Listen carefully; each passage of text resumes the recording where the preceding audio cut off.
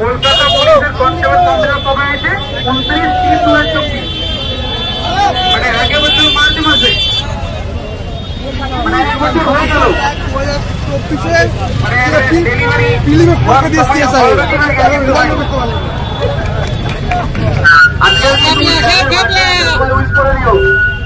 এখন আমাদের সামনে একটু সাইড দেবেন আর দুই মাঝখানে ফাঁকা থাকবে এবং দুই সাইডে মিছিল হবে। আজকে সমস্ত যাকে মহামিছিলের আয়োজন করা হয়েছে দোকানদার লাইক করে যারা যাই নাকি দৌড়তে হয়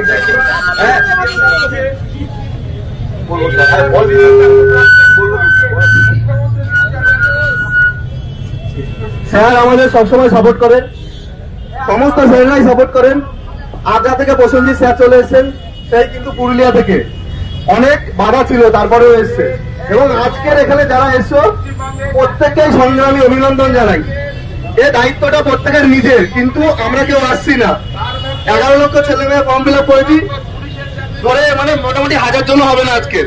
তার মানে কি এরা কিন্তু কেউ পরীক্ষা চাইছে না, কিন্তু তোমাদের নাম লিখে রাখা হবে ইতিহাসের পাতায়। তোমরা ভয় পাওনি, ঠিক আছে, কিন্তু যারা ভয় পেয়ে আছে তাদের নামও লেখা হবে। যখন এই বিশ্ব দরবারে বিদুল পরিমাপ করা হবে তখন তার নামটাও লিখে রাখা হবে। যদি আমরা নিজেরা নিজেদের অধিকার না মানে আদায় করে এটাই বাস্তব রিয়ালিটি।